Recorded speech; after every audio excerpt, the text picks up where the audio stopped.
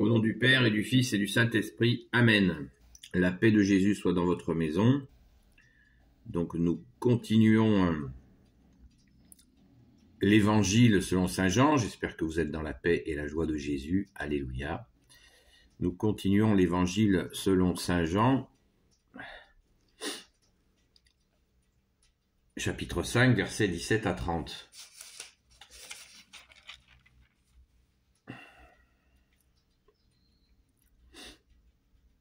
Mais Jésus leur dit, les trois croix, mais Jésus leur dit, mon Père est encore au travail, alors moi aussi je travaille. Ainsi Jésus ne se contentait pas de violer la loi du sabbat, mais encore il appelait Dieu son propre Père, se faisant ainsi l'égal de Dieu. Avec cela, les Juifs avaient bien plus envie de le tuer. L'œuvre du Fils ressuscité les morts. L'œuvre du Fils ressuscité les morts. Jésus prit la parole, il leur dit, en vérité, je vous le dis, le Fils ne peut rien faire de lui-même. Il faut qu'il le voie faire par son Père. Si celui-ci fait quelque chose,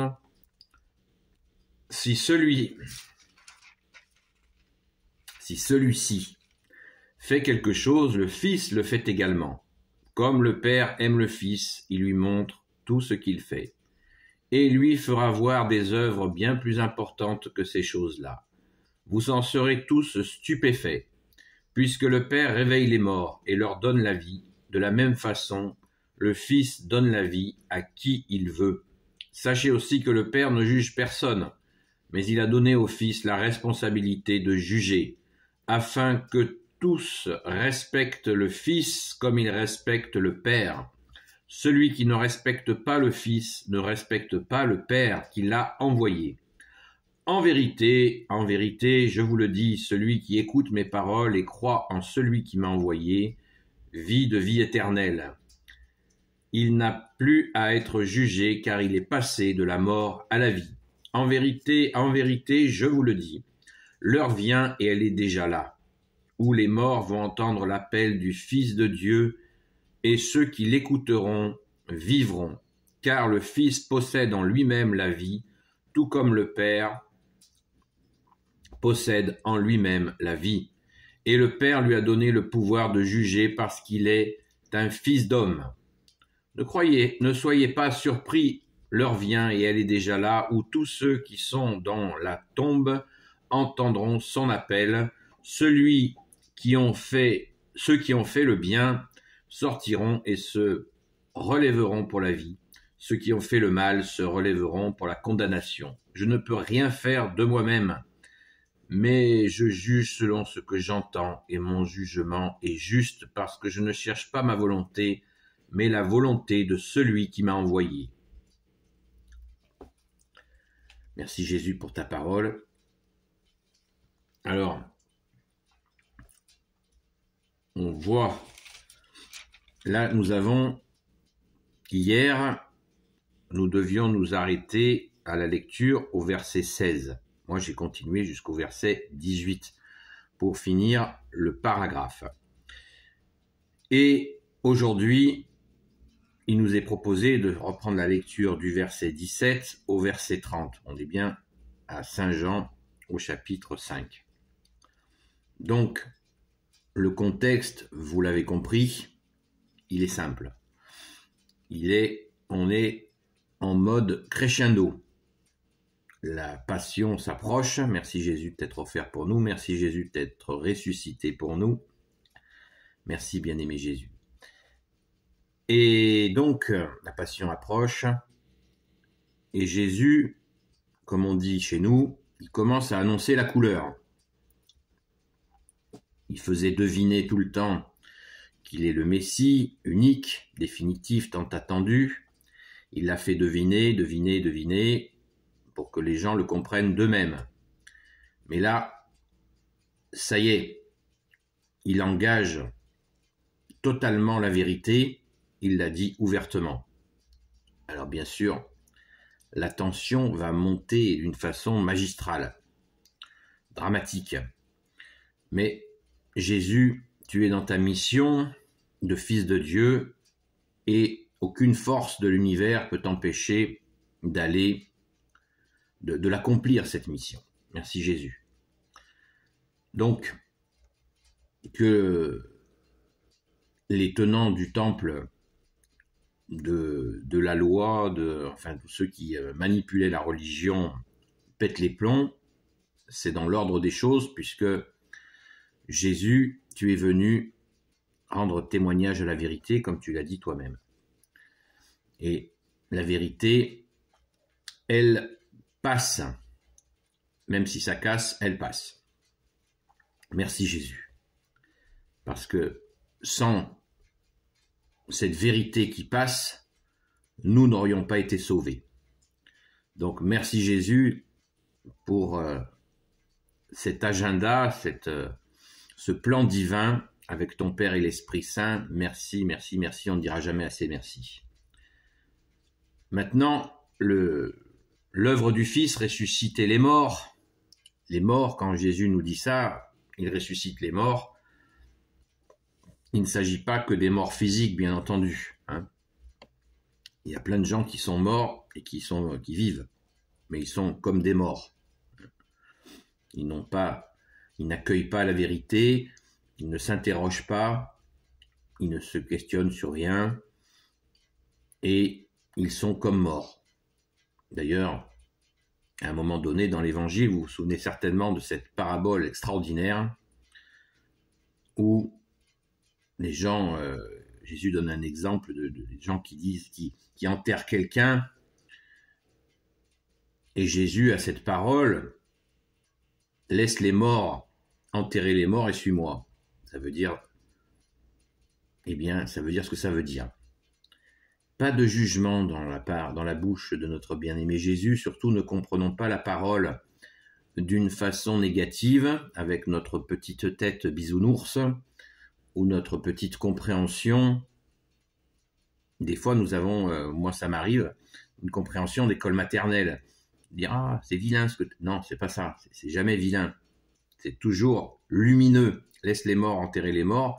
Ça veut dire, c'est une parole de vie, pour dire, tu as quelque chose à faire, il faut que tu t'occupes des vivants avec moi, et les morts qui enterrent les morts, eh bien eux aussi, ils vont avoir l'annonce de la bonne nouvelle, l'annonce de l'évangile qui veut dire bonne nouvelle, l'annonce de la vérité, ils l'auront aussi, mais hélas, beaucoup font la sourde oreille. Moi, je ne les critique pas en disant ça, parce que j'ai mis longtemps à comprendre. Donc on ne juge pas nos frères. Nous, c'est différent. Jésus, il dit ce qu'il veut, c'est la vérité. Nous ne sommes pas Dieu. Moi, j'ai été très loin à la comprenette. Merci Jésus de m'avoir réveillé, ressuscité.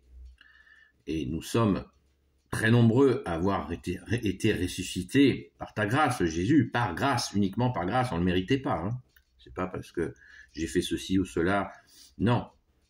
Nous avons cette vie en toi, Jésus, par grâce, parce que tu nous as aimés le premier. Ne croyons pas que c'est parce que celui-là, il est méritant, celui-là, il est bien, celui-là. Non. Non. Tous les saints, et j'en fais pas partie, tous les saints qui sont devenus saints, comme les saintes, par grâce. Dedans, il y avait des gens de toutes sortes. Pas besoin de nommer, mais ils ont été ressuscités, donc pas besoin de dire les choses de travers qu'ils ont fait. On s'en fiche. Ce qui nous intéresse, c'est leur parcours de ressuscité avec Jésus. Voilà. Donc, au verset 19, Jésus prit la parole et leur dit, en vérité, je vous le dis, le Fils ne peut rien faire de lui-même. Il faut qu'il le voie faire par son Père. Si celui-ci fait quelque chose, le Fils le fait également. Comme le Père aime le Fils, il lui montre tout ce qu'il fait, et il lui fera voir des œuvres bien plus importantes que ces choses-là. Vous en serez stupéfaits. Puisque le Père réveille les morts et leur donne la vie, de la même façon, le Fils donne la vie à qui il veut. Ah, c'est bien mieux dit que moi. Merci Jésus, alléluia. Vous voyez ? Souveraineté divine. Jésus fait ce qu'il veut. Voilà. Il est en le Père est en lui, et le Père ne veut pas que son Fils soit un robot. C'est une question d'amour. C'est une compréhension pas évidente, hein. Je ne dis pas que j'ai compris, hein, mais on cherche à comprendre. Et Jésus, tu nous aides. Merci Jésus, parce que tu es notre seul maître, notre seul enseignant. Amen. Alors, on continue. Mais on pourrait s'en tenir là. De la même façon, le Fils donne la vie à qui il veut. Voilà. Des fois, les gens se disent, mais comment ça se fait que toi, tu es avec le bon Dieu, avec Jésus? La réponse, elle est là. Il fait ce qu'il veut, Jésus. Il a voulu me toucher, il m'a aimé le premier, j'ai compris, long à la comprenette, hein. Pardon Jésus, et merci Jésus. Merci de ce bonheur infini. Alléluia. Donc, n'oublions pas que quand nous nous sentons aimés de Jésus, eh bien, il faut pas s'enfuir, parce que c'est le plus grand bonheur de notre vie, la plus grande aussi aventure de notre vie. Il y en a qui cherchent l'aventure, mais ça, c'est l'aventure, pas au sens aventurier qui fait n'importe quoi, aventure au sens d'une vie bien remplie, avec des surprises, avec cette joie que tu nous donnes, ô Jésus. Sachez, allez, on poursuit au verset 22, parce que c'est tellement... Je fais du verset par verset, pourquoi? Parce que c'est tellement dense. Sachez aussi que le Père ne juge personne, mais il a donné au Fils la responsabilité de juger. Waouh! Afin que tous respectent le Fils comme il respecte le Père. Celui qui ne respecte pas le Fils ne respecte pas le Père qui l'a envoyé. En vérité, je vous le dis, celui qui écoute mes paroles et croit en celui qui m'a envoyé vit de vie éternelle. Il n'a plus à être jugé car il est passé de la mort à la vie. C'est ce que je vous disais précédemment. Bien moins bien, bien sûr. Merci Jésus. La notion de respect. Par contre, cette question du respect, des fois il y a des gens par exemple qui blaguent. Ils blaguent sur Jésus. Moi je fais à peu près cette tête. Je dis ouais, hein? Quoi? Ah, parce que vous imaginez que je vais rire avec vous. Mais vous plaisantez ou quoi? Enfin, vous plaisantez, oui, vous plaisantez, mais moi je rigole pas avec Jésus, je l'aime. Donc, il n'est pas question, je l'aime, et quand on aime, on respecte. Les blagues, non, non, non, non. Ce n'est pas possible. Ça n'est pas possible parce que Jésus vient nous donner l'explication. Celui qui ne respecte pas le Fils ne respecte pas le Père. Donc c'est Jésus et son Père. Il y a l'Esprit Saint aussi dedans. Donc, dans la relation Père et Fils, c'est l'Esprit Saint. Donc, attention. C'est précieux. Merci Jésus. Donc ce respect, cet amour, on respecte quand on aime. Quand on aime une femme, on la respecte.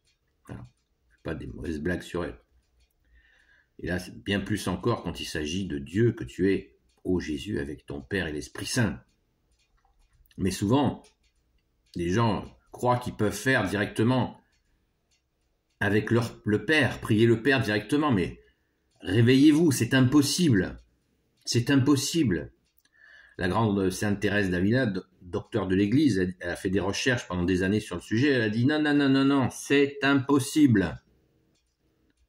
Docteur de l'Église, c'est impossible, on ne peut pas discuter avec le Père sans passer par son Fils, parce que le Père a envoyé son Fils. Oui, donc en accueillant le Fils, on respecte le Père. À chaque fois qu'on pose un genou à terre devant l'autel, devant le tabernacle, devant Jésus, avec respect, amour, on le fait devant le Père. Et oui, qui honore le Fils, honore le Père. Qui déshonore le Fils, déshonore le Père. Attention, ça marche dans les deux sens. Voilà, donc ceux qui prétendent discuter, oui, moi je discute avec la source directe. Ouais, tu discutes avec voilà, le mauvais côté. Tu tapes la converse avec les ténèbres, mais tu peux pas parler avec le Père, c'est pas possible. C'est impossible. C'est une illusion, c'est le mauvais. le mauvais, n'oubliez pas que le diable s'appelle aussi le séducteur. Donc il peut tout à fait se transformer, vous faire croire que vous parlez avec la source lumineuse, une source lumineuse. Mais non, en fait, on parle, c'est comme ça, on parle avec les ténèbres. C'est Jésus ou le néant. Et dans ce néant, eh bien, il y a les ténèbres. La lumière ou les ténèbres, il n'y a pas trois choix. C'est ainsi. Alors certains diraient, oh là là là là, c'est la vérité. Elle peut faire mal aux oreilles à certains. Si certains ont encore le goût de prendre des gadins, des râteaux, pas de problème, hein. Nous sommes libres d'aller prendre des râteaux. Il y a encore des râteaux à ramasser dans son nez. Il n'y a pas de souci. Se casser la gueule, c'est possible.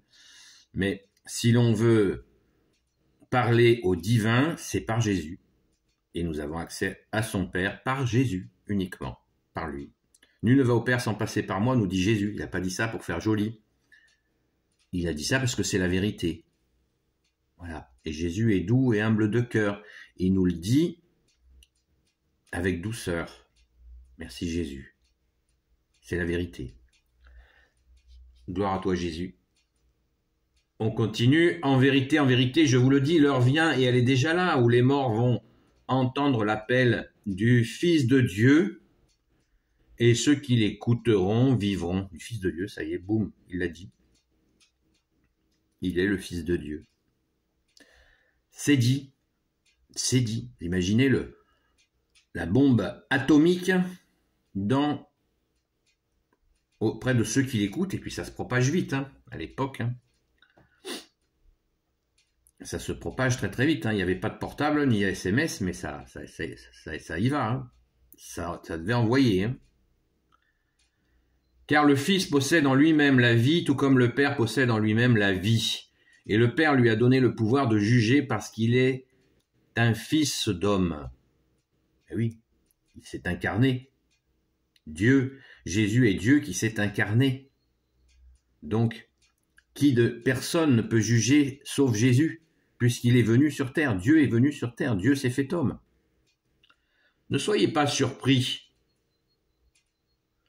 L'heure vient, et elle est déjà là, où tous ceux qui sont dans la tombe entendront son appel. Ceux qui ont fait le bien sortiront et se relèveront pour la vie. Ceux qui ont fait le mal se relèveront pour la condamnation. Voilà. Le juge, il annonce la couleur. Jésus n'est pas un juge qui juge en traître. Déjà, il est venu, il s'est fait homme pour comprendre notre condition d'homme et il annonce la couleur. Vous faites le bien, vous allez ressusciter. Vous faites le mal, eh bien, il y aura une condamnation. Voilà. Et nous pouvons bien sûr regretter le mal tant que nous sommes encore sur terre. Eh bien, aller voir un prêtre, se confesser, nous améliorer, réparer nos fautes, demander à Jésus ce qu'il souhaite que nous fassions pour réparer nos fautes, etc., etc., pour ressusciter avec Jésus. Et, bien sûr, vivre de la vie éternelle. Je ne peux rien faire de moi-même, mais je juge selon ce que j'entends. Et mon jugement est juste parce que je ne cherche pas ma volonté, mais la volonté de celui qui m'a envoyé. Vous voyez, on est vraiment dans cette interdépendance. C'est la Sainte Trinité, Père, Fils et Saint-Esprit. Mais là, il nous parle pas du Saint-Esprit, mais ça va de soi. Mais puisque c'est le Saint-Esprit et la relation entre le Père et le Fils. Mais en jugeant, Jésus fait strictement la volonté du Père. C'est l'unité parfaite entre le Père et le Fils. D'ailleurs, dans un autre moment, dans une autre partie de l'Évangile, Jésus, tu nous dis cette belle parole, mon Père ne me quitte pas. Merci Jésus. Donc, n'ayons pas peur du jugement. Il faut nous en préoccuper. Certains s'occupent de leur retraite, mais le salut de leur âme, ça les intéresse pas. C'est quand même bizarre, vous trouvez pas? Donc, occupons-nous prioritairement du salut de notre âme. Voilà une bonne nous sommes pas loin, nous sommes encore dans le carême, dans le Saint Carême, eh bien, préoccupons-nous du salut de notre âme. Merci Jésus, par ta grâce, merci, toi seul peux nous éclairer, et merci Jésus de nous donner la vie, puisque tu nous as aimés le premier. Donc, merci, merci, merci Jésus, on ne dira jamais assez merci, et allons à la Sainte Messe chaque dimanche, puisque c'est ce moment où nous remercions Jésus, puisque Eucharistie est un mot grec qui veut dire remerciement. Remercier Jésus, bien sûr. Béni soit le Père, le Fils et le Saint-Esprit. Amen. Ô Jésus, toi qui peux tout et qui portes tout, toi le Sauveur, toi l'Emmanuel, je te confie toutes celles et ceux qui regarderont cette vidéo, ainsi que leurs proches selon ta sainte volonté, ô Jésus. Sainte Marie, Reine des cieux, toi l'Immaculée Conception, toi qui écrases le serpent, toi qui as la lune sous tes pas, toi notre Mère, Notre-Dame, Saint Joseph, toi le juste et le saint, toi le sage, toi la terreur des démons, toi le saint gardien de la Sainte Église catholique apostolique, Sainte Marie-Madeleine, notre chère sainte patronne, et vous, tous les saints et saintes amis de Jésus, Saint Michel Archange qui est comme Dieu, Saint Gabriel Archange, Saint Raphaël Archange et tes anges guérisseurs, et vous, tous les anges qui servez Jésus, je vous confie toutes celles et ceux qui regarderont cette vidéo, ainsi que leurs proches selon ta sainte volonté, ô Jésus. La paix de Jésus soit dans votre maison, et je vous dis à très vite.